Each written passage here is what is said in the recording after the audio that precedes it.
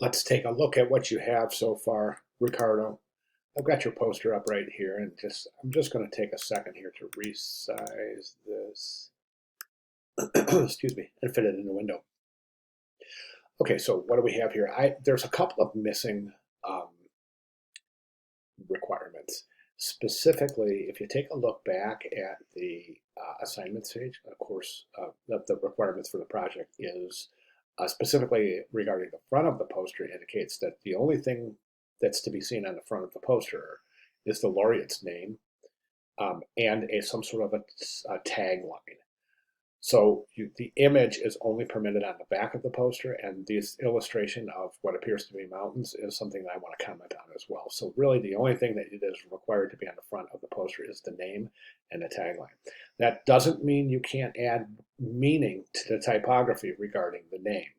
So that is why I spent all that time with those, remember those examples that I posted in the course announcements where I deconstructed those examples and kind of explained how meaning was attributed based on typography as opposed to illustration, specifically incorporating illustrative meaning into typographic presentation.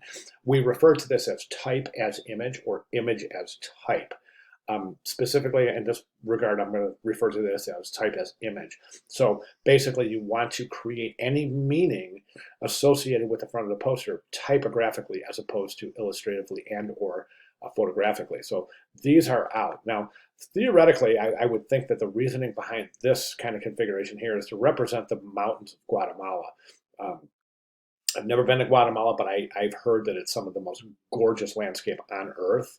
And I actually have friends that grew up in Guatemala, and they will attest to that the landscape is absolutely stunning. So I'm thinking that you're kind of paying tribute to that landscape based on this illustration right here. The problem is that you're creating meaning illustratively and not completely isolated meaning to typography. So in a situation like this, if you can somehow indicate mountains typographically, somehow work the meaning or somehow work mountains into the typography to establish your conceptual meaning in that regard. As far as your typography goes, I think you've done pretty good here. For the most part, I think you're turned out very well, with the exception of right here. There's a big gap between the T and the U in tune. So you want to address that. I think pretty much you're actually you're a little wide right here and a little wide right there as well.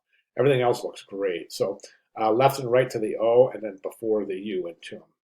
Tighten those down a little bit. You could probably even get away with tightening up this space right here in between the E and the N. So yeah, the point here is just go through your typographic rules that we established in weeks 1 and 2, and just go ahead and apply those, and let's get your kerning optimized. Nobel Peace Prize 1992. That's presented in a bold typeface, and I think that's a little bit aggressive in this regard. So I would recommend not presenting that on bold. So basically, what we have to do is we have to introduce a. Oh, by the way, I think the leading, the space between lines here is a little bit wide too. I'm going to close that space down a little bit.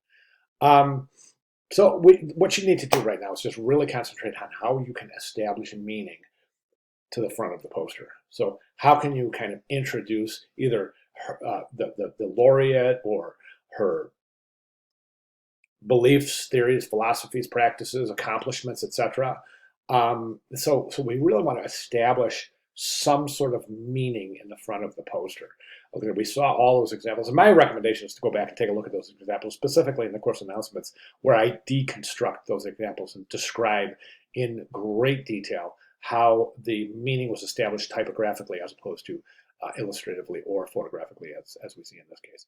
Okay, so if you want to recompose and resubmit before Sunday's final submission for week 1, that's great. I would be more than glad to provide additional comments. But my recommendation is to do so since there are some missing requirements. Okay, if you have any questions at all, please let me know. Thank you.